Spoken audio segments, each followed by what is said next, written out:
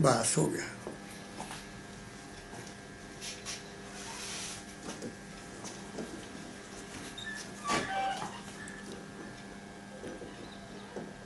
आज बहुत दिनों के पश्चात आपके समक्ष अपने घर से हाजिर हुआ हूँ। अपने सभी सुनने वालों को, चाहे वो देश में है चाहे विदेश में है, मेरा बहुत बहुत हार्दिक शुभकामना। आप सब सुखी रहो, आपके घरों में शांति हो, आपको समृद्धशाली बने, आपको तंदुरुस्ती मिले और आपके मन को शांति मिले। आज क्योंकि कोरोना का फिर सुना है दौर दोबारा शुरू हो गया है, इसलिए उसको सामने रखते हुए मैंने मंदिर की जाना थोड़ी देर के लिए बंद कर दिया और आज आपकी सेवा में उपस्थित हुआ हूँ कुछ कहने के लिए। क्या कहना चाहता हूँ कि हमारा जो जीवन है बड़ा अनमोल है। ये मानव शरीर दुर्लभ है। इसको हम न जाने इसके महत्व को ना समझते हुए अज्ञानता से भ्रमों में पड़कर मन की माया के पीछे दौड़ते हुए न जाने कहाँ कहाँ भटक रहे हैं और कहाँ कहाँ धक्के खा रहे हैं। और मन को शांति देने के लिए, अपनी आशाओं को पूरा करने के लिए, अपनी वासनाओं को आनंदमय बनाने के लिए न जाने क्या क्या पापड़ बेलते हैं। आप दुनिया को देख ही रहे हो। मैं हजूर परमदयाल बाबा फ़कीर जी महाराज के श्री चरणों में 18 साल की उम्र में आया था, इस ख्याल से नहीं कि मैं दुनिया चाहता हूँ, या मैं कुछ बनना चाहता हूँ, या मुझे धन चाहिए या दौलत चाहिए या इज्जत चाहिए। लेकिन न जाने पिछले जन्मों का कुछ संस्कार था जिसने मुझे मजबूर किया ये जानने के लिए कि इंसान है क्या, मैं कौन हूँ और क्यों यहाँ आया। इस ख्याल ने मुझे काफ़ी भरमाया। मैं न जाने 18 साल की उम्र तक हर जगह जहाँ तक हो सका, बाहर तो नहीं भागा, लेकिन जो कोई संत साधु महात्मा मिला उनके साथ ज़रूर मैंने ये विचार विमर्श करने की कोशिश की कि कुछ तो बताओ। लेकिन सबको खाली पाया। सब भोजन के लिए, तो अपने पेट के लिए भागे हुए हैं, किसी को कुछ भी पता नहीं है। कुदरत की मौज। मेरे सतगुरु बाबा फ़कीर जी महाराज फरमाया करते थे, where there is demand there is supply. उनका ये कथन पूर्ण हुआ और मेरी डिमांड थी सतगुरु मिल जाए, और मुझे सतगुरु मिल गए। और उस सतगुरु, उस परमपिता ने, उस मेरे बाबा फ़कीर जी महाराज ने, जिनको परम संत का नाम दिया, उनके सतगुरु दाता दयाल जी महाराज ने परम संत परम दयाल जी का नाम दिया। उनके चरणों में बैठकर जो मुझे समझ आया वो मैं आप लोगों से शेयर करता रहता हूँ। आज क्या कहना चाहता हूँ, मेरे देश में ना जाने कितने धर्म हैं, कितनी संप्रदाय हैं, कितने गुरु हैं, कितने महापुरुष हैं, कितने डेरे हैं, कितने ज्योतिषी हैं, कितने महान आदमी अपने आप को कहलाने वाले हैं, जो अपने अपनी जगह से हो सकता है ठीक हो। मैं किसी की निंदा नहीं करता, लेकिन ये सब कुछ होते हुए भी हम किधर भटक रहे हैं। देश में अशांति क्यों है? ये आपस में वैर विरोध, ईर्ष्या, द्वेष, नफरत किसी न किसी स्तर पर हमें देखने को मिलती है। कहीं सुख नज़र नहीं आ रहा, कहीं शांति नज़र नहीं आ रहा। हर इंसान किसी न किसी ख्याल से दुखी है। कोई सामाजिक रूप से दुखी है, कोई आर्थिक रूप से दुखी है, कोई धार्मिक रूप से दुखी है, कोई आध्यात्मिक रूप से दुखी है, कोई राजनीतिक रूप से दुखी है। कहाँ कौन शांत है ये देखिए। कबीर साहब ने कह दिया था, संत सुखी मन जीते जी। मन को जीतना ही पड़ेगा, मन के बगैर समझे कुछ नहीं होगा। तो आज कबीर साहब की वाणी में आपके समक्ष ला रहा हूँ। वो कहते हैं दुनिया दुखी क्यों है, क्या कारण है, क्योंकि वो उस मालिक को नहीं मान रहे, वो उस परम तत्व को नहीं मान रहे, बल्कि अपने ही मन के बनाए हुए इष्ट की पूजा कर रहे हैं। बहुत ऊंची बात कह रहा हूं। जो चीज हमने मन से मान ली है, मन से, क्योंकि मन सत्य नहीं है, मन सदा रहने वाला नहीं है। मन तो विचारों की एक पोटली है, ख्वाहिशों की एक पोटली है, वासनाओं की एक पोटली है। जो देखा मन बन गया, जो सुना मन बन गया, जो खाया वैसे टेस्ट का मन बन गया, जो छू गया उसका मन बन गया, जो हाथ के लाया मन बनता है जगह जगह। जिस चीज़ को आपने देखा नहीं है, जिस चीज़ को आप सुना नहीं है, जिस चीज़ को आपने खाया नहीं है, जिस चीज़ को आपने टच नहीं किया, जिस चीज़ को आपने पढ़ा नहीं है, आपको उसके बारे में तुम्हारा मन कुछ भी नहीं जानता। तो इसलिए क्या कहा मैंने, तो जो माना हमने वो है नहीं, वो माना है। चाहे वो कुछ भी है, मैं क्या कहूँ आपको, चाहे वो कोई स्थान है, चाहे कोई मूर्ति है, चाहे कोई जगह है, जिसको भी आप मानते हैं, जिस चीज़ को भी आप माना है, वो तुमने खुद बनाया है। मूर्ति बनाई गई है, मंदिर बनाया गया है, कोई भी भवन बनाया गया है। जो बनाया गया है वो तो विनाश होगा, वो कभी सदा रहा नहीं है। तो इसलिए उससे सुख प्राप्त करना असंभव है।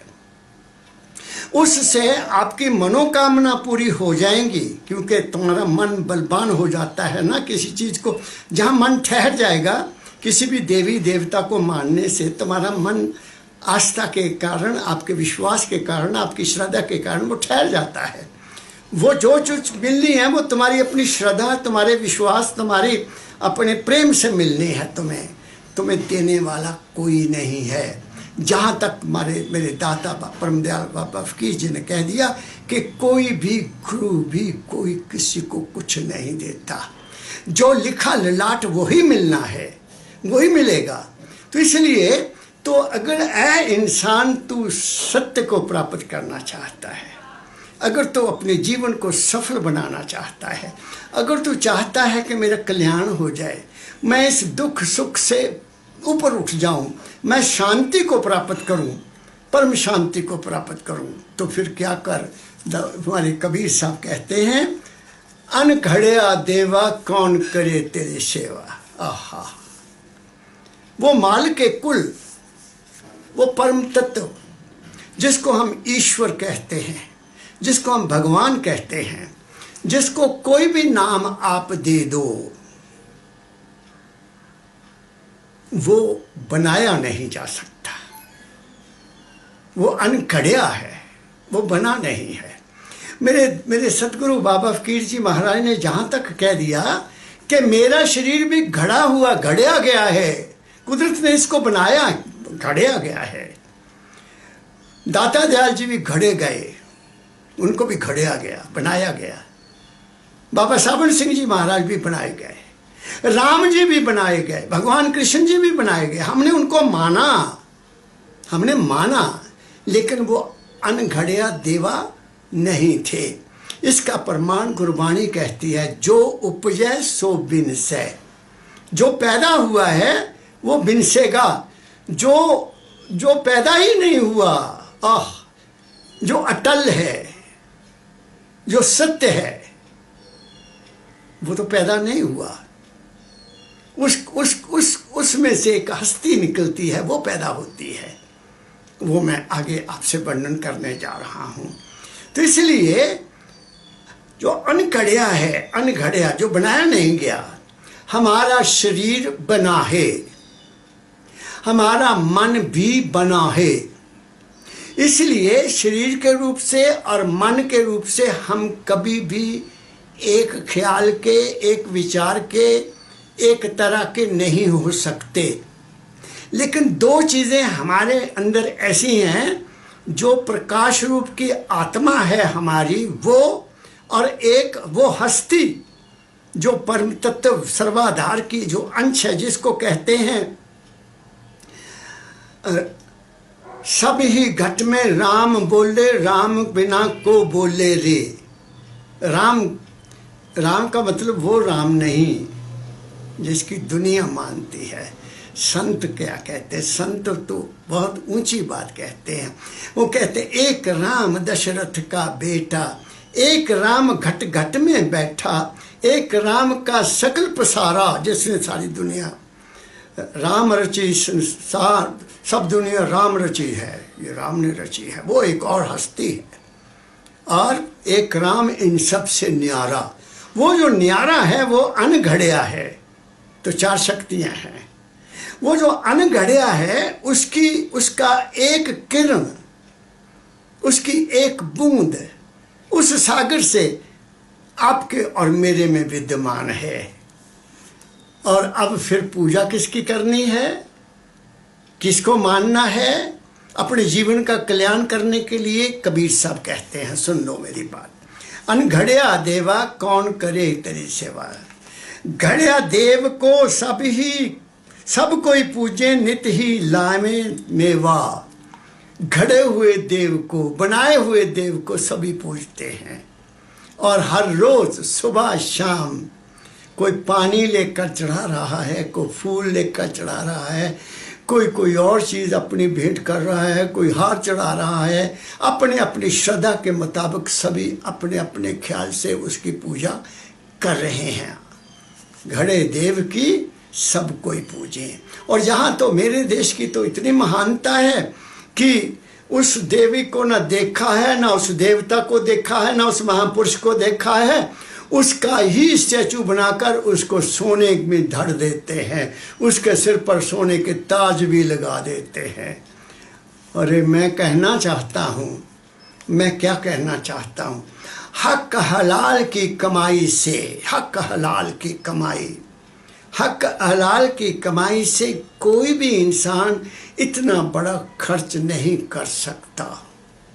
हक हलाल की कमाई से मेरे दाता परमदयाल जी महाराज ने फरमाया कि अगर आप अपने परिवार का पालन पोषण ठीक कर रहे हैं, बच्चों को अच्छी शिक्षा दे रहे हैं, घर में सुख शांति और सब सुख सुविधा दे रहे हैं, बजाय इसके कि किसी बड़े डेरे को जिसका पैसे का पता नहीं कहाँ जा रहा है, किसी मंदिर का पैसा कहाँ जा रहा है, वो 100 गुना ज़्यादा अच्छा है।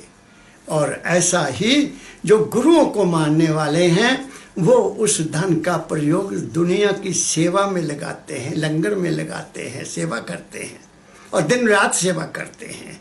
वो कहाँ से? वो आप लोगों के हक हलाल की कमाई से ही कमाते हैं, क्योंकि गुरु ने फरमा दिया था कि अपनी कमाई का कुछ हिस्सा आपने इस सेवा में लगाना है। आप मेरी बात को समझ रहे हैं।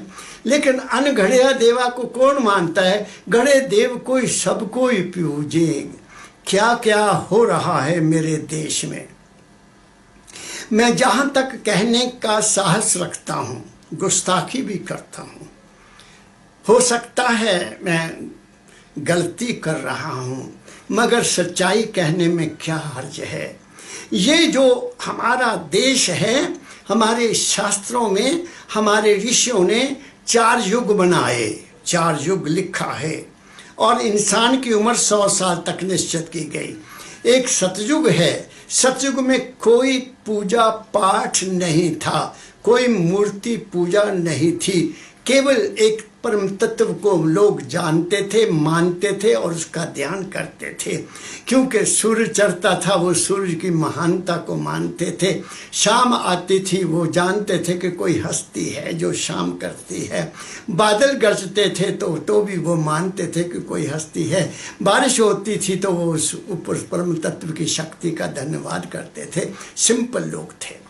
त्रेता युग आया तो फिर क्या हुआ, कुछ विद्वानों ने हमारे मन की आशाओं को पूरा करने के लिए, जा उस परम तत्व को, जा उस मालिक को खुश करने के लिए, कुछ सुविधाएं कुछ प्राप्त करने के लिए, कुछ आशाओं की पूर्ति के लिए यज्ञ और हवन शुरू कर दिया, अग्नि जलाकर आहुतियाँ देने का प्रोग्राम शुरू किया।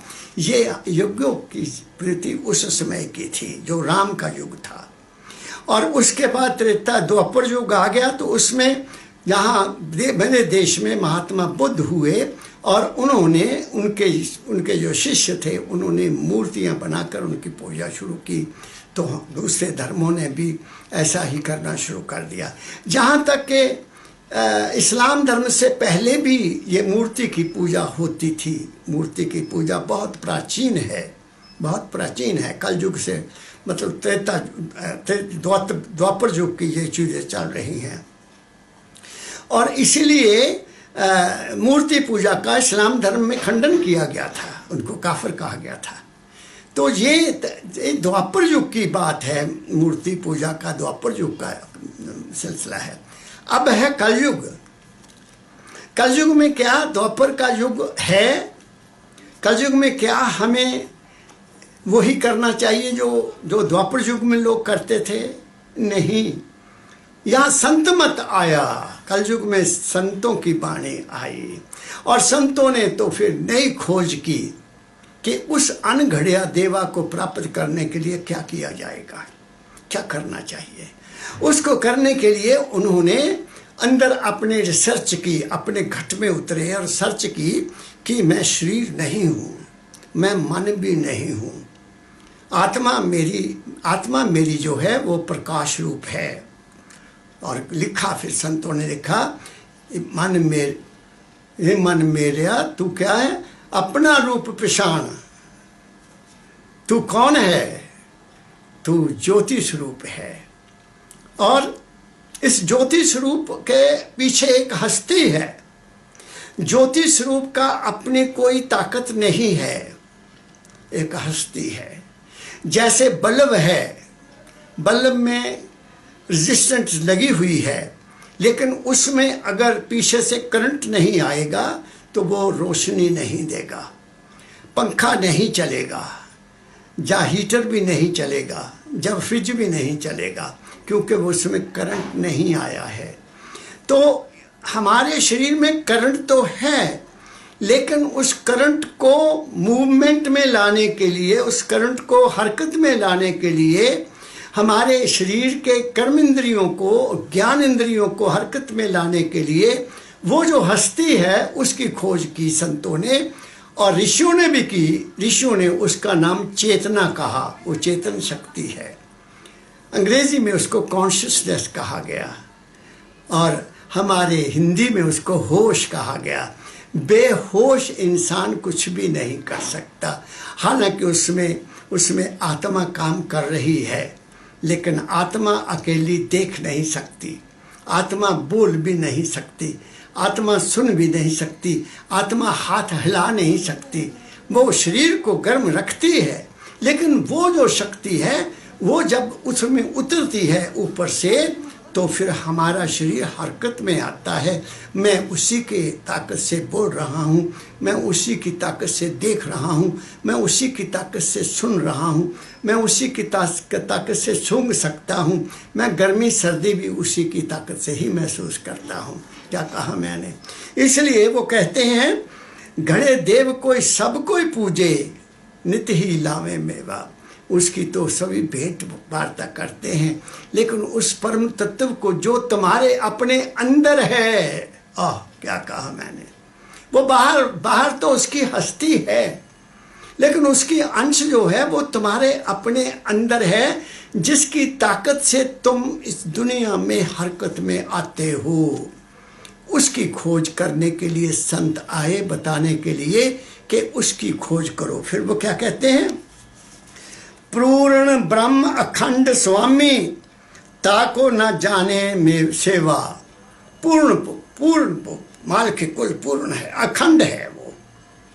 वो माल के कुल जो है वो अखंड है, वो ताकत है उसमें, उसकी हम अंश है। जैसे सागर में से एक बूंद आ जाती है, जैसे सूरज की एक किरण, जहाँ सूरज नहीं आया है, सूरज की किरण जहाँ आई है, ऐसे ही वो परम तत्व माल के कुल, जिसको अकाल पुरुष कहा गया है, जिसको स्वामी जी ने आदि आदि शक्ति कहा गया है, जब परम तत्व कहा है, वो जिसको खुदा का नाम दिया गया, जिसको हमने राम के रूप में माना, जिसको हमने कृष्ण के रूप में माना, अगर तो उसको कृष्ण के रूप में मानते हैं कि वो कृष्ण जो है वो माल के कुल है, वो ज्ञानी है, वो राम ज्ञानी है, लेकिन हमने तो उसको बांध दिया, हमने तो उसको एक जगह पर निश्चित कर दिया और वही पूजा की और बाद में उसको भूल गए। लेकिन वो तो तुम्हारे घट में है, घट में है, सूझत नहीं। लानत ऐसी जिंद, नानक इस संसार को हुआ मोतिया बिंद, ऐसा कहा गया है। इसलिए ये भी कहा गया है, सो क्यों सिमरे नानका जो जम्मे ते मर जाए, सिमरो सोई नानका जो जल थल रेहा समाए। गुरु नानक साहब की वाणी है कि तुम उसको क्यों नहीं याद करते जो जल और थल में हर जगह से है, तुम उसको क्यों याद करते थे। मेरे दाता परमदयाल जी महाराज कहा करते थे, मुझे पूजोगे, मेरे को फूल चढ़ाओगे, मेरी सेवा करोगे, तुम तर नहीं सकते, तुम तरोगे मेरी बाणी को पकड़कर, मेरी बाणी को समझकर, मेरी बाणी के ऊपर चलकर अपने जीवन को बना लोगे, तर जाओगे। अगर मेरी ही पूजा करते रहे तो तुम पार नहीं जा सकते। क्या कहा था उन्होंने, क्लियर कहा, बाबे फकीर की पूजा करने वाला कभी बेड़ा पार नहीं हो सकता। हाँ, उनकी बाणी के ऊपर चलने वाला अपने इष्ट को प्राप्त कर लेगा, ऐसा कहा है उन्होंने। तो इसलिए मैं उनकी बाणी का ही सहारा लेकर आपको कह रहा हूँ। फिर वो कहते हैं आगे, फिर कहते हैं, 10 अवतार रंजन कहिए सो अपनो ना होई। 10 अवतार हमारे शास्त्रों में माना गए, मच्छ, कच्छ, बराह, नरसिंह, वामन,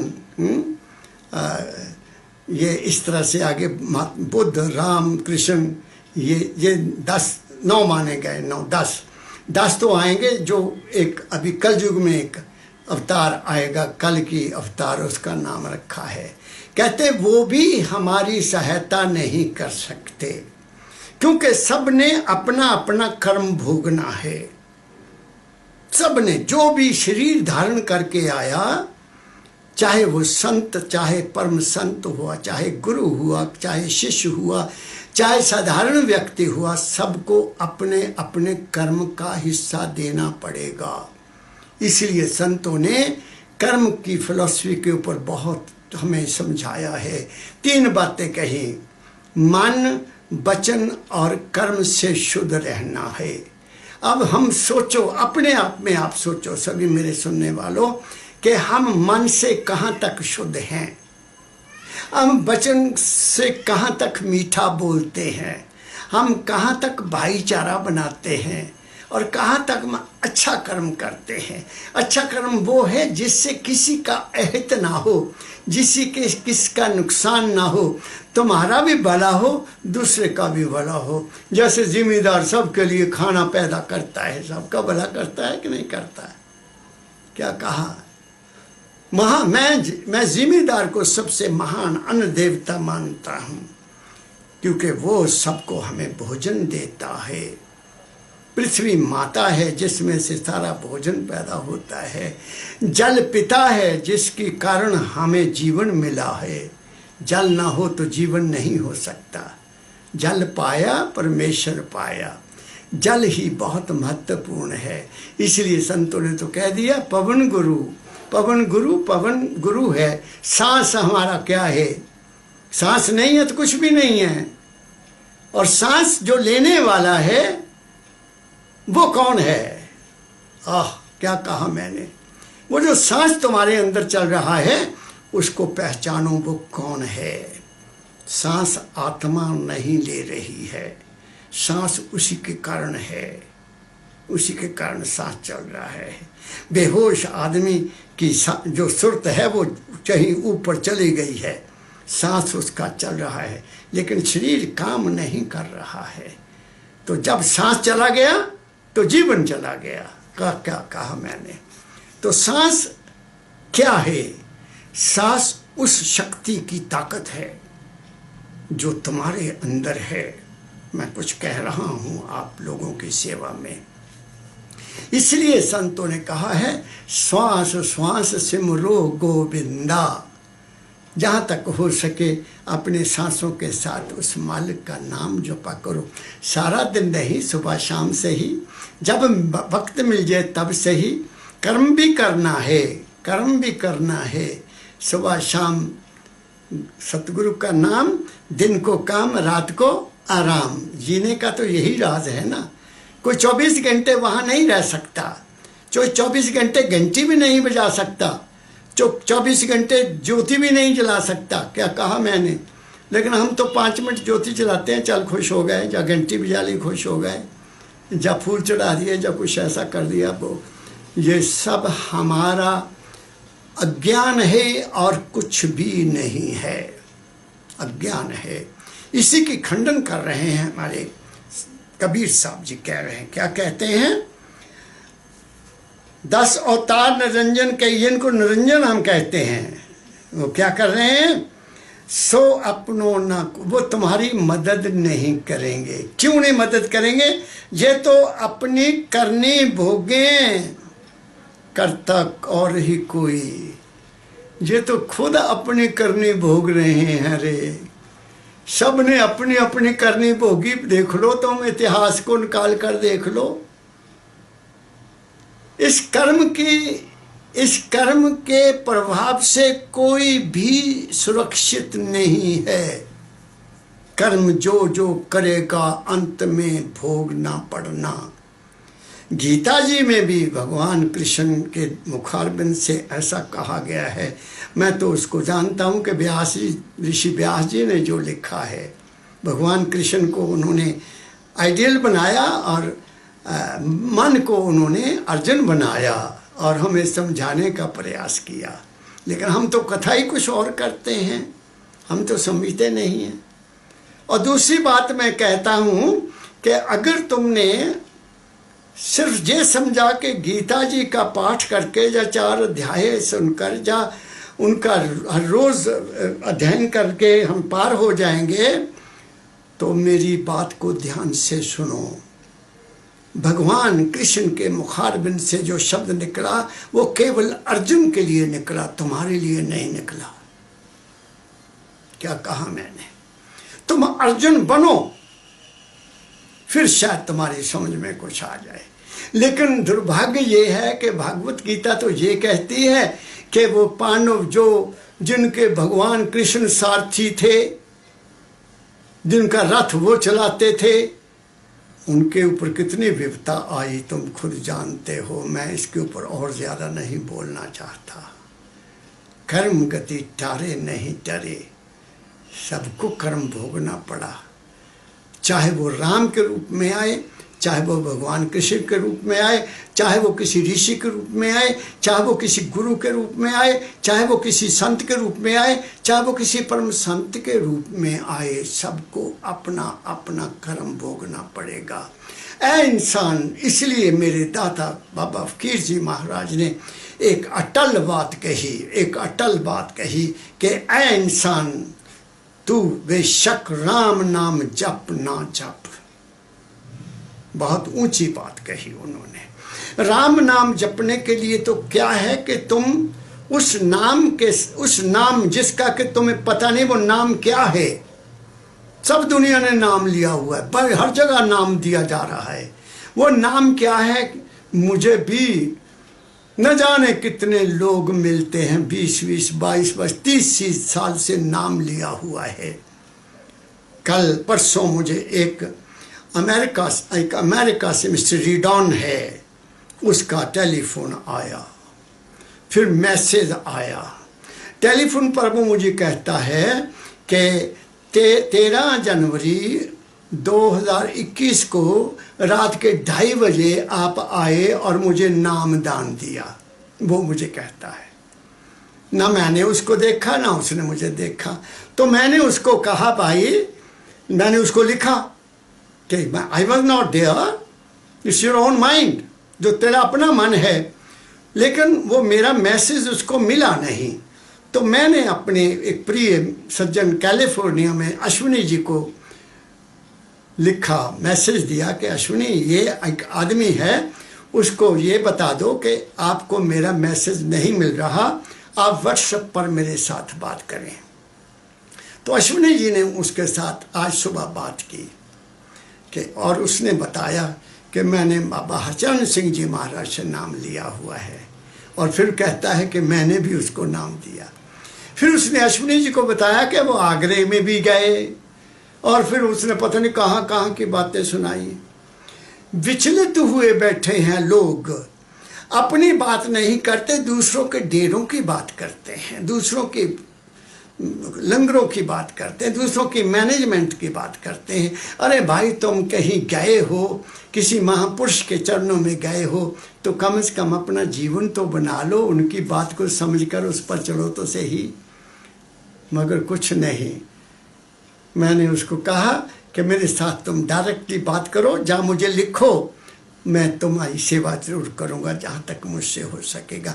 मेरे पास कोई, मैं किसी को अपने पीछे नहीं लगाता। मैं ना संत हूँ, ना परम संत हूँ, ना महात्मा हूँ। मैं अपने सदगुरु के प्रेमियों का सेवक हूँ, और सच्ची बात कहता हूँ, जो समझी है, जो जीवन में उतारी है, जिस पर चल के देखा है कि संत मत क्या चीज़ है। संत मत हमें इस काल और माया से निकालने के लिए आए हैं। ये हमें इन अडंबरों में नहीं फंसाते हैं, ये बाहरमुखी से हमें अंतर्मुखी कर देते हैं। जब तक तुम इंसान, जब तक तू बाहरमुखी है, तब तक तू सुख प्राप्त नहीं कर सकता। वो सुख, वो शांति, वो आनंद, वो परमानंद अगर कहीं है तो वो तेरे अपने अंदर है। बैठ किसी सत्पुरुष के श्री चरणों में, सुन ले ध्यान से उनके वचनों को, और समझकर उस पर चलना शुरू कर दे। तेरा कल्याण हो जाएगा, तेरा भटकना बंद हो जाएगा, तेरे भ्रम, तेरे संशय, तेरी दुविधा सब खत्म हो जाएगी, और तू अपने ठीक रास्ते पर चलते हुए एक सच्चे इंसान के रूप में अपने जीवन को व्यतीत करेगा। तेरा परिवार भी सुखी हो जाएगा, तेरा संसार भी सुखी हो जाएगा। क्या कहा मैंने? इसलिए ये कबीर साहब की वाणी को लिया आपको बताने के लिए कि आओ हम अनघड़िया देवा को माने, और उस देवा की अंश तुम्हारे अपने अंदर है, और वो कहीं नहीं है। अगर कहीं है तो बाहर वो अति कारण रूप में है, आपको दृश्य नहीं देख, आपको नजर नहीं आती, वो तुम देख ही नहीं सकते उसको, आपको देखने की शक्ति ही नहीं है। वो सब में विराजमान है। तुम्हें उसके लिए एक आँख डेवलप करनी होगी, एक दृष्टि लानी होगी, और समझना होगा। जब तक तुम अपने आप को नहीं देख लोगे तो दूसरों में उसको कैसे देखोगे? सब में वो ही तो विराजमान है, सब चीज़ में वो ही विराजमान है। ये कहना चाहता हूँ मैं। अपने सतगुरु महाराज की सेवा से जो ग्रहण किया वो आपकी झोली में डालने की कोशिश कर रहा हूँ। तो वो बताते हैं, ये निरंजन तुम्हारी मदद नहीं करेगा। कहते ना, ओ लख निरंजन, कौन सा निरंजन? तुम्हारे अंदर प्रकाश है, उसको निरंजन कहते हैं। और आगे चलते हैं, ये तो अपने करने भोगे करता और ही कोई। हर इंसान अपने करने भोगता है। इस संसार को चलाने वाली एक हस्ती और है, वो अलग है, उसको नहीं कोई जानने की कोशिश करता। इसलिए आगे क्या कहते हैं, ब्रह्मा विष्णु महेश्वर के ये इन सिर लागी काई। लो, अब मैं क्या कहूँ आपको, मैं आपको क्या कहूँ। मेरे देश में इन तीन देवताओं की बहुत पूजा हो। ब्रह्मा को तो कोई पूछता नहीं। एक ही मंदिर मैंने देखा, उधर अजमेर में पुष्कर जगह है, वहाँ मैंने मंदिर देखा। ऐसे ही उजड़ा हुआ कोई सफाई कबूतर थे, वहाँ एक पंडित जी बैठे हुए थे। उनसे पूछा, पंडित जी, ब्रह्मा का मंदिर ये दुनिया को पैदा करने वाला कहते हैं, लेकिन इसके मंदिर में कुछ भी नहीं है, और दूसरी तरफ सब कुछ ब्रह्मा महेश की पूजा और हमारे शिव विष्णु जी की पूजा तो सब करते हैं। ये तीन कुदरत की हस्तियां हैं, कुदरत की हस्तियां हैं। वो हस्ती, एक हस्ती पैदा करती है, एक हस्ती इसकी देखभाल करती है, पालन पोषण करती है, और एक हस्ती इसको मटाती है। पैदा करने वाली हस्ती ब्रह्मा है, पालन पोषण करने वाली शक्ति विष्णु है, और इसका नाश करने वाली शक्ति शिव है। ये तीन शक्तियां हैं। इनको अंग्रेजी में इलेक्ट्रॉन्स, प्रोटॉन्स एंड न्यूट्रॉन्स कहते हैं। इन हमारे देवताओं को विदेशी, अमेरिका वाले या कनाडा वाले या यूरोपियन, अंग्रेज या इस्लाम धर्म को मानने वाले या दूसरे धर्म को मानने वाले बिल्कुल नहीं मानते। उनके धर्म में ये तीन देवता नहीं हैं, वो तीन हस्तियों को मानते हैं। लेकिन हमारे ऋषियों ने हमारे समाज को न जाने किस ख्याल से, कोई उस वक्त उनके दिमाग में ख्याल आया होगा, जब कोई सद्भावना आई होगी, हमारे उस समय के समाज को नियंत्रित करने के लिए, उस समाज को ठीक रास्ते से लाकर चलाने के लिए, लोगों को जीवन सुखमय बनाने के लिए उन्होंने इन देवताओं के रूप भी बना दिए और इनका नाम भी रख दिया। इसलिए हमारे देश में इन देवताओं की पूजा होती है, करनी चाहिए। जिनको आस्था है, जिनको इस दुनिया में अपनी आशाओं को पूरा करना है, वो उनके लिए मैं इसका खंडन नहीं करता हूँ, क्योंकि ये युगों से ऐसी पूजा चली आ रही है। ये हमारे द्वापर युग से चली आ रही है। ये किसी किसी के भाग्य में आएगा जो इसको समझोगे। हमारे संतों ने तो जहाँ तक कह दिया कि शिव जो हमारी जो ब्रह्मा की शक्ति है, वो हमारी इंद्री में रहती है, संतान पैदा करती है नहीं? पैदा करने वाली हस्ती तुम्हारे अंदर है। सूक्ष्म रूप से वो तुम्हारा मन है। क्या कहा मैंने? कारण रूप से वो तुम्हारे अंदर प्रकाश है। प्रकाश के बगैर भी कुछ पैदा नहीं हो सकता। वो ब्रह्मा शक्ति तुम्हारे अंदर है। कितने मर्जी बच्चे पैदा कर लो, तुम्हारे गले की फांसी बनेंगे। हमें पता ही नहीं है कैसे, हाउ टू क्रिएट चिल्ड्रन। हमें तो बच्चों को पैदा करने का पता नहीं है।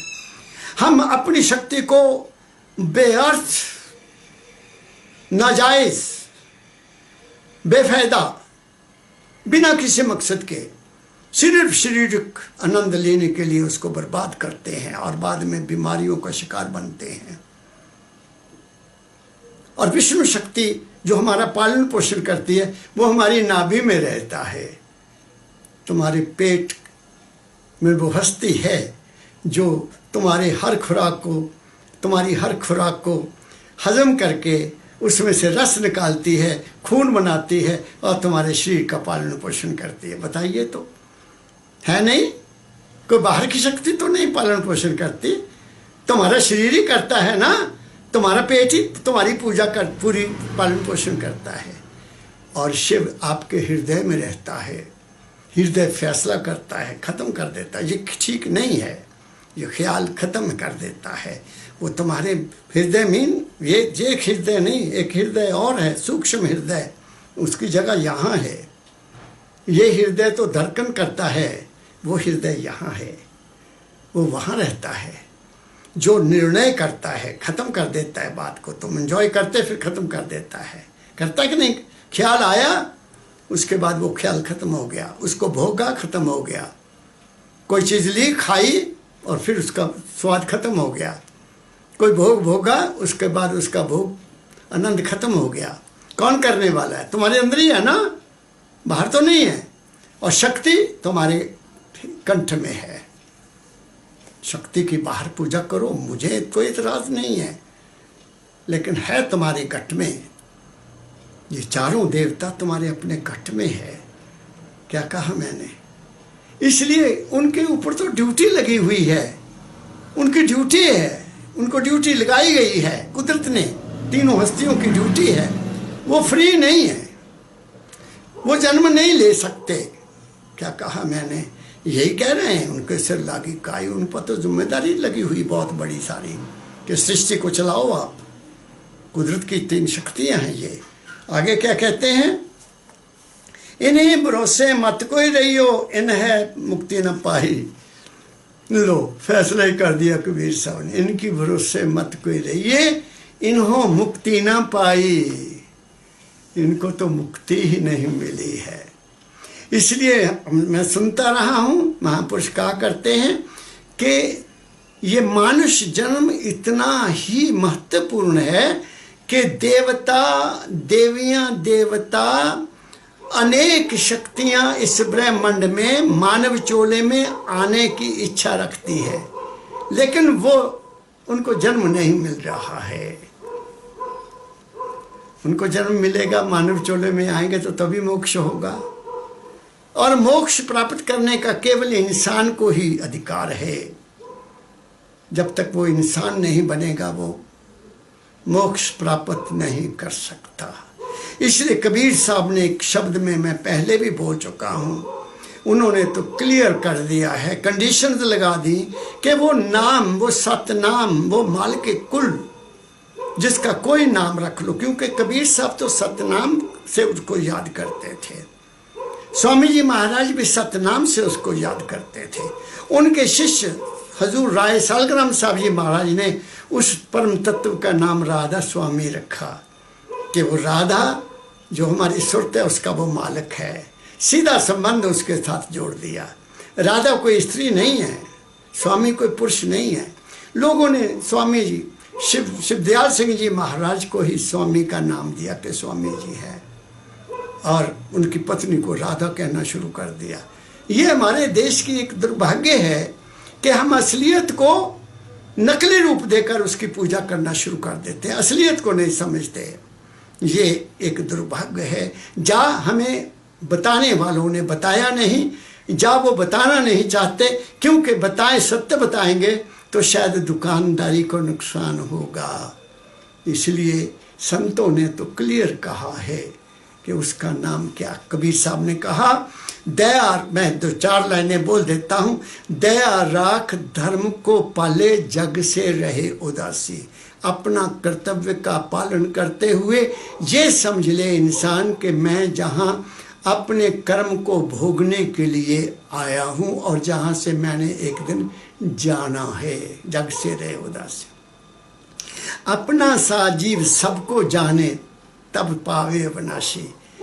सब में वही है, एक ही रूप है सब में, एक पिता एक इसके हम बालक। लेकिन देखो तुम, ऐसा है क्या? ऐसा क्या है? क्या हम मानते हैं इस बात को? कोई नहीं मानने को तैयार है। धनी गरीब को नहीं देख के खुश, ताकतवर कमजोर को नहीं देख के खुश।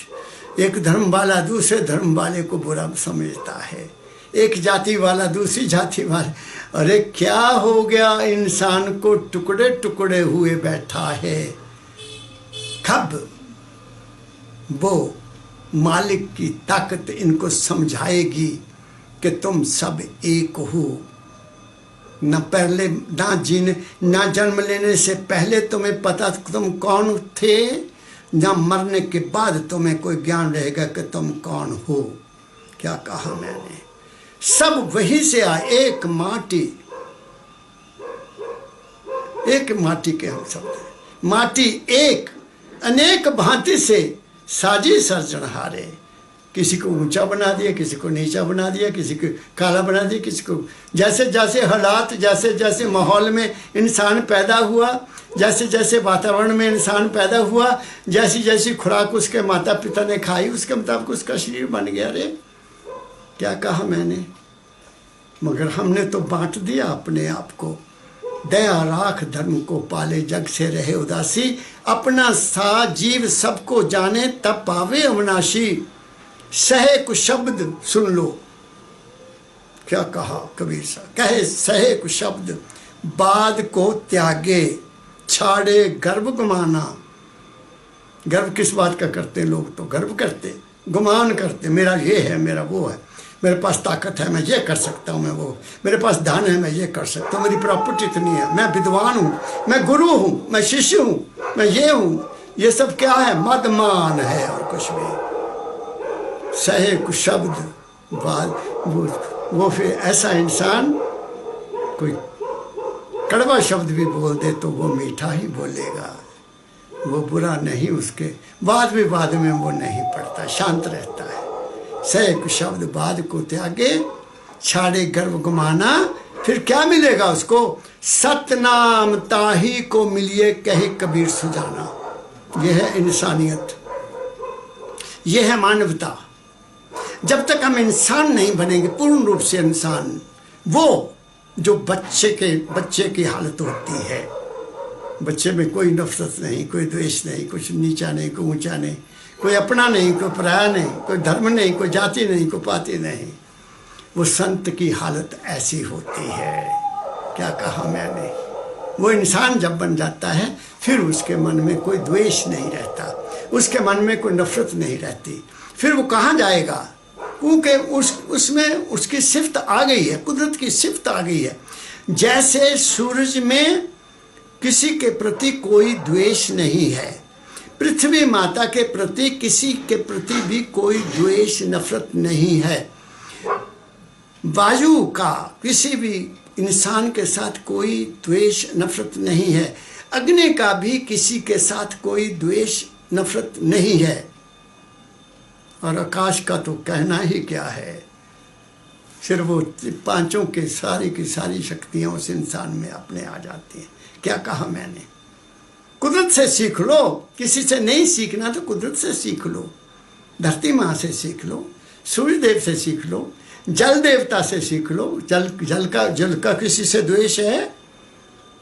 जो सब मर्जी गंगा में नहाए बताइए तो, गंगा में केवल पंडितों को ही नहाने का अधिकार है, जो मर्जी नहाए, वो किसी को बाहर नहीं निकालती।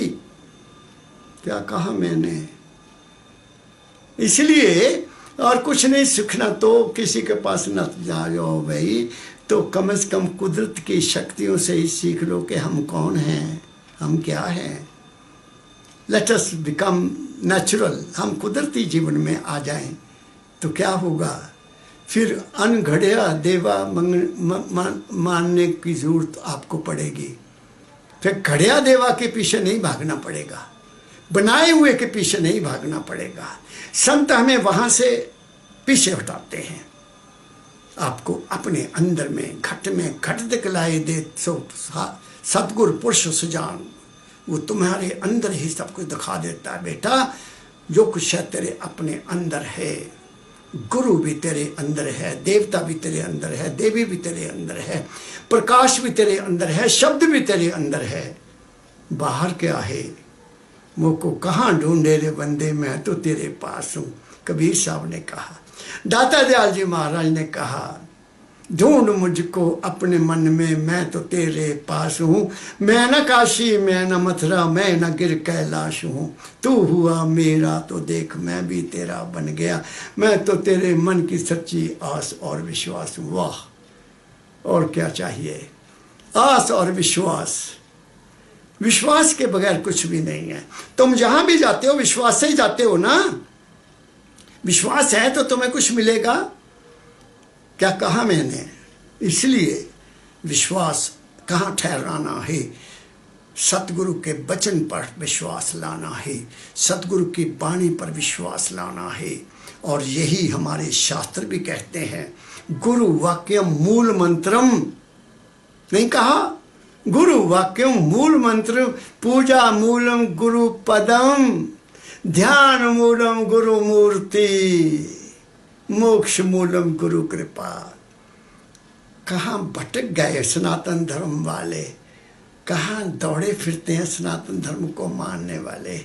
जहाँ जे कहा गया है गुरुर ब्रह्मा गुरुर विष्णु गुरुर देवो महेश्वरा गुरुर साक्षात परब्रह्म तस्मै श्री गुरुवे नमः। ये सनातन धर्म ही तो है, और क्या है? गुरु मत, सनातन धर्म, संत मत में कोई भी फर्क नहीं है। फर्क ये है कि संत मत अंदर चला गया, सनातन धर्म बाहर भटकता फिरता है, कोई बताने वाला ही नहीं है। अगर बताएगा तो दुकानें उजड़ जाएंगी। क्या कहा मैंने? दर्द दिल से कह रहा हूँ ये बात।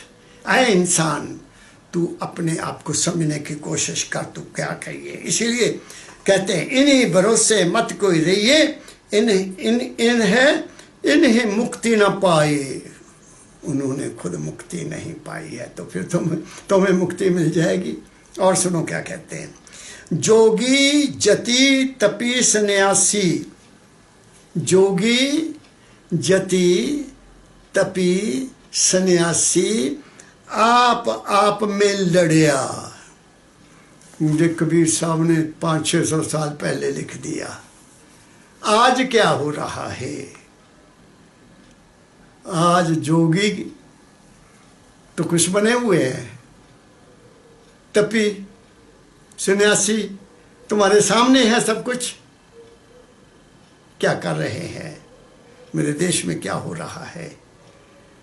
जिन्होंने दुनिया छोड़ दी, संन्यास ले लिया, वो शक्ति के पीछे भागे हुए हैं।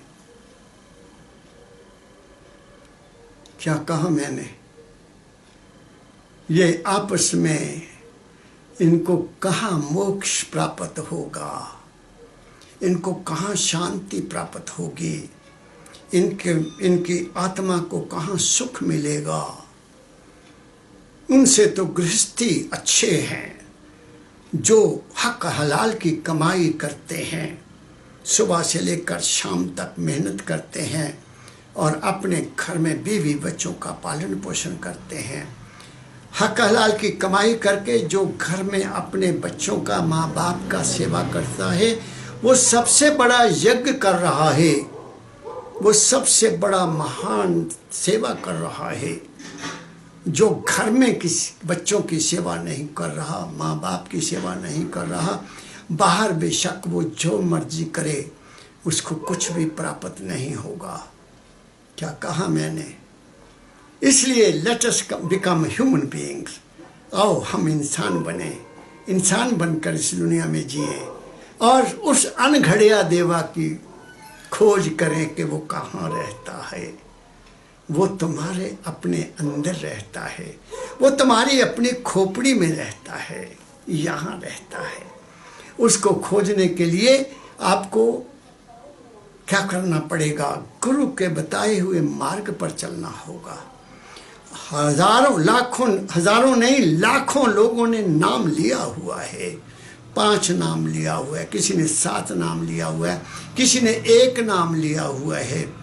मैं उनसे प्रार्थना करता हूँ कि अगर तुम्हें वो नाम मिल गया, अगर तुम्हें वो सतगुरु की कृपा प्राप्त हो गई है, तो कृपया आप अपने ऊपर रहम करो और उस नाम को अपना समय दो। उस नाम को अपना समय दोगे तो समय तुम्हारी जिंदगी को बदल देगा। तुम्हारी मनोकामना अपने आप पूरी होती जाएंगी। 5 नाम का सिमरन करने वाला कभी अशांत नहीं होना चाहिए, कभी गरीब नहीं होना चाहिए, उसके घर में कोई कमी नहीं होनी चाहिए, उसके ज्ञान चक्षु खुलने चाहिए और उसको आनंद प्राप्त होना चाहिए अंदर का। जब उसका जीवन सुखी हो जाएगा, जब उसको भोग से वो संतुष्ट हो जाएगा, फिर उसके बाद वो गुरु के पास जाए तो उसको अगले रास्ते का भी ज्ञान मिल जाएगा। जब तक इंसान अपने जीवन के सभी भोगों को भोग नहीं लेगा, जब अनुभव नहीं प्राप्त कर सकता, जब तक अनुभव नहीं हुआ तो उसका मन कभी भी विचलित हो सकता है, उसका मन कभी भी उसको नीचे गिरा देगा। ऐसा कई ऋषियों से हुआ, मुनियों पर ऐसा हुआ, सन्यासियों से ऐसा हुआ। आप पढ़ के तो देखो, विश्वामित्र को देख लो, गोरखनाथ को देख लो, मिशंदर को देख लो, जो उनका गुरु था, उनके साथ क्या बीती। श्रृंगी ऋषि को देखो, उसके साथ क्या बीती, क्योंकि उन्होंने जीवन का अनुभव नहीं लिया था। मन को ताकत से दबाने की कोशिश की है, मन की। इसलिए कबीर साहब ने कहा, मन तू थकत थकत थक जा। इसको थकाना है पहले। किससे थकाना है? कर्म से। पहले कर्म से थकाओ, फिर विचार से थकाओ, फिर साधन से थका दो, और साधन की चोटी पर पहुंचकर जो मन अपने आप शांत हो जाएगा। क्या कहा मैंने? इसलिए कहते हैं, जोगी जति तपी सन्यासी आप में लड़िया, कहे कबीर सुनो भाई साधो, शब्द लखे सो तरिया। आहा हा, तरेगा कौन? कौन तरेगा? एक सतगुरु के मुखारबिंद से शब्द निकलता है, उसको भी शब्द कहते हैं। जो उस शब्द पर चलेगा, पहली ये स्टेज है। दूसरी स्टेज ये है कि हमारे अंदर अनेक तरह के शब्द हो रहे हैं। किसी के अंदर घंटा बज रहा है, किसी के अंदर मृदंग बज रहा है, किसी के अंदर घड़ियाल बज रहा है, किसी के अंदर बांसुरी बजती है, किसी के अंदर बीना बजती है, किसी के अंदर सारंगी बजती है।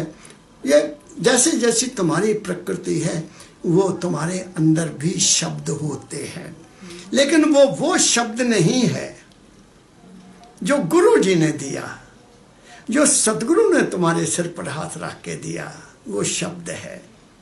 ये अंदर के शब्द तुम्हारी दुनिया को बनाने वाले हैं। ये स्थूल रूप से स्थूल प्रकृति के कारण पैदा होते हैं। ये सूक्ष्म प्रकृति की, जो तुम्हारी सूक्ष्म प्रकृति, उसके कारण पैदा होते हैं। जो तुम्हारी कारण प्रकृति है अंदर, उसके कारण पैदा होते हैं। अलग अलग स्टेजेस हैं इसकी। ये बहुत लंबी बात है। सतगुरु बाबा फकीर जी महाराज ने 5 नाम की व्याख्या एक किताब लिखी है, जिसमें उन्होंने इनका सारा विश्लेषण किया है, पूरी व्याख्या की है कि ये शब्द क्यों होते हैं और उनका क्या फ़ायदा है इंसान को, सब बताया है उसमें। अगर मौका मिले उस किताब को पढ़ो, तुम्हें पता लगेगा 5 नाम क्या है। या गुरु जी से पूछो कि महाराज इनका क्या प्रभाव है, क्या कहा मैंने।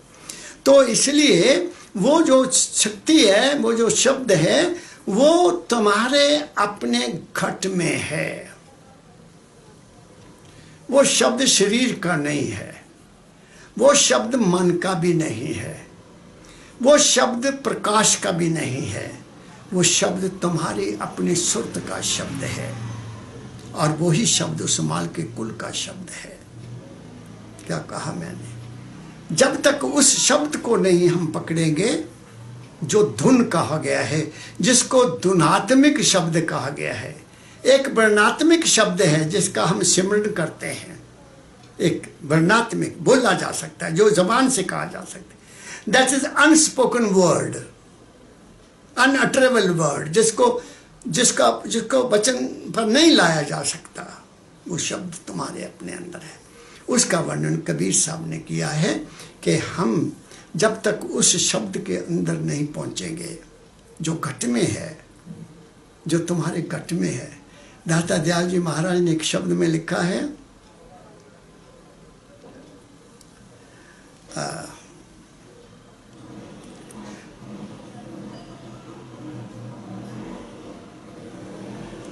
वो कहते हैं, मैं तो हूं घट में तुम्हारे, ढूंढ लो मुझको वहीं, सुरत मेरा रूप है, शब्द सुनते हो उसका सदा। ऐसा उनका एक शब्द है। घट में हूं, तुम्हारे घट में हूं। और वो जो सुरत है, वो माल के कुल की अंश है। अगर तुम किसी को तंग करते हो, अगर तुम किसी के साथ दुर्व्यवहार करते हो, अगर आप किसी के बदसलूकी करते हो, या अपशब्द बोलते हो, तो तुम उस माल के कुल की अंश के साथ दुर्व्यवहार करते हो। अगर तुम भेदभाव करते हो, अगर तुम्हारे में द्वेष है, किसी के प्रति नफरत है, किसी के प्रति शत्रुता है, तो तुम उस माल के कुल की अंश के प्रति कर रहे हो। मैं बहुत ऊंची बात कह रहा हूँ। आओ हम प्रेम में आए, आओ हम इंसानियत में आए। इसीलिए कहा है, जिन प्रेम कियो तिन ही प्रभ पाया। वो तो तभी मिलेगा जिसने पहले बाहर प्रेम किया, तो वो अंदर भी प्रेम कर सकेगा। जिसने बाहर प्रेम नहीं किया, वो अंदर क्या प्रेम करेगा।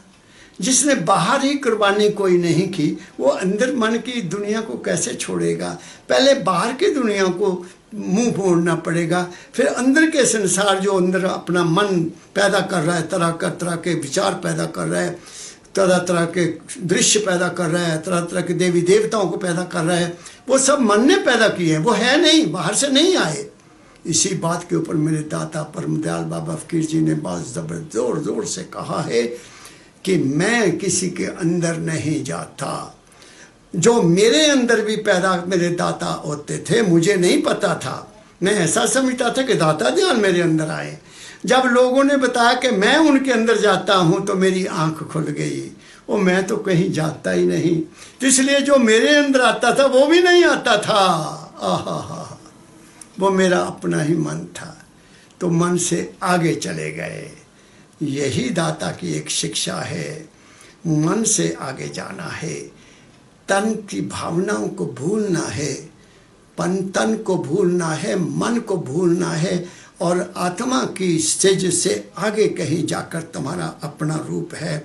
मैंने बहुत कुछ आपकी सेवा में कह दिया, बहुत कुछ कह दिया। विचार करो किसकी पूजा करनी है। घर में माँ बाप है, उनकी पूजा करनी है। घर में बच्चे हैं, उनकी देखभाल करनी है। वो ईश्वर का रूप है। माँ बाप भी ईश्वर का रूप है। मिलने जुलने वाले सब आपके ईश्वर का रूप है। उन सब के साथ सद्व्यवहार से रहो। मेरे देश में रहने वाला हर इंसान उस मालिक का रूप है। क्यों हम झगड़ों में पड़े हुए हैं? क्यों हम किसी के पीछे अनजाने में लग रहे हैं, अज्ञान में हैं? हाँ, जहाँ अधिकार है उस अधिकार के लिए हमें जरूर इकट्ठे होना चाहिए, वरना हम मसल दिए जाएंगे। अन्याय को सहन नहीं करना है। अन्याय सहन करना भी कमजोरी है, अन्याय नहीं। जो तुम्हारी जेब में ही हाथ डालने लग जाए, तुम्हारे को ही छीनने लग जाए, तो वहाँ तो भी खड़े ही होना पड़ेगा। तो क्या बनना है? गुरु साहिबान ने हमें तरीका बता दिया जीवन जीने का। संत भी बनो और सिपाही भी बनो। क्या कहा मैंने? इन्हीं शब्दों के साथ मैं आप सभी सुनने वालों के प्रति अपनी सद्भावना प्रकट करता हूँ। पुनः उस माल के कुल सर्वाधार अकाल पुरुष परम तत्व, जो मर्जी नाम आप रख लो उसको, मैं नाम के झगड़े में नहीं पड़ता। मैं तो उसको परम तत्व सतपुरुष समझता हूँ। मैं तो उसको सर्वाधार समझता हूँ। मैं तो उसको सर्वव्यापक समझता हूँ और घट घट में उसको समझता हूँ। इसलिए आप सबके प्रति सद्भावना रखते हुए सच्चे दिल से चाहता हूँ कि मेरे सुनने वाले और ना सुनने वाले सभी मानव जाति, इस पृथ्वी पर जितने भी मानव जाति है, जीव हैं, जंतु हैं, पशु हैं, पक्षी हैं, सबको अपना अपना स्वतंत्र रूप से जीवन जीने का अधिकार है। आओ हम प्रेम में आकर मानवता का शब्द, मानवता का सबक सीखें, इंसानियत का सबक सीखें और अपने जीवन को सफल बनाते हुए अपने उस घर की खोज करें जहाँ से हम इस दुनिया में ये चोला लेकर आए हैं, जिसको दुर्लभ कहा गया है। ये बहुत ही, ये स्वयं क्या है? यही मंदिर है। तुम्हारा शरीर अति उत्तम है। तुम्हारा शरीर एक ब्रह्मांड का नमूना है। जो ब्रह्मांडे सोई पिंडे, जो कुछ इस ब्रह्मांड में है तुम्हारे अपने घट में है। कोई चीज़ ऐसी बाहर नहीं, बाहर जो है वो अपने अंदर ना हो। सब कुछ तुम्हारे अंदर है। खोज करो। किसकी खोज करो? अपने घट में बैठकर अपने आप की खोज करो। हु एम आई? मैं कौन हूँ? मैं कौन हूँ और क्या हूँ? इतना मुझे बता दो। भटका हूँ जिसमें राह से वो रास्ता बता दो। मेरे ऊपर उस मेरे सदगुरु परम तत्व सर्वाधार परम दयाल बाबा फकीर जी महाराज ने कृपा की। मुझे उन्होंने रास्ता दिया। उस रास्ते पर चलते हुए जो मेरी समझ में, इस बुद्धि में, मेरी समझ में, मेरे अनुभव में आया, जिसके कारण मेरा शरीर, मेरा जन्म सुखमय हो गया। कोई कमी नहीं रही, कहीं भटकना नहीं रहा, कहीं दौड़ धूप नहीं की, कहीं जाना नहीं पड़ा, कहीं सिर नहीं झुकाना पड़ा। बस एक ही गुरु के श्री चरणों से जुड़ गया उनकी बात समझ में आ गई और जीवन बन गया। और वही बात मैं आपके श्री चरणों में कहता रहता हूँ, चाहे मंदिर में होता हूँ, चाहे घर में होता हूँ, जब वक्त मिलता है तो यही सेवा करता रहता हूँ कि हमारे अंदर एक प्रेम की भावना पैदा हो जाए, हमारे अंदर एकता की भावना पैदा हो जाए, हमारे अंदर ये धार्मिक क्या किसी तरह के भी ये द्वेष भावना सब खत्म हो जाए। जिसके मन में ये आ जाएगी उस हम सारे देश को, सारी दुनिया को कोई ठीक नहीं कर सकता ना, किसी को कोई ठीक नहीं कर सकता। जिसको ये बात समझ लग गई वो अपने आप को ठीक कर लेगा बस। और जो अपने आप को ठीक हो गया वो दूसरों को बताता है, भाई ये कर लो, कोई माने ना माने, मालिक की मौज। आप सबके लिए सद्भावना, सुखी रहो। मेरा आप सबको बहुत बहुत प्रेम भरा प्रणाम कहता हूँ। आप सबको राधा स्वामी कहता हूँ। आप सबको मैं राम राम कहता हूँ। आप सबको मैं सत श्री अकाल कहता हूँ। और मैं आप सबको अस्सलाम अलैकुम कहता हूँ। मेरे ऐसा कहने से मुझ पर क्या असर हुआ? कुछ भी नहीं हुआ कुछ भी नहीं हुआ, कुछ फर्क नहीं पड़ता। मेरे गांव में मुसलमान भाई रहते थे, मैं छोटा था। वो आपस में बड़े प्रेम से रहते थे गांव में। पाकिस्तान बनने से पहले की बात कह रहा हूँ। कोई द्वेष नहीं था। इस्लाम धर्म मुसलमानों के साथ सब आपस में मिलते थे, जुलते थे। ईद पर एक दूसरे की गली मिलते थे और गुरुद्वारे में भी वो जाते थे। सब ऐसा कुछ नहीं था। वही कहीं वापस आ जाए तो मैं ऐसी भावना रखता हूँ। फिर दोबारा आप सबको प्रणाम, आप सबको नमस्कार, आप सबको राधा स्वामी।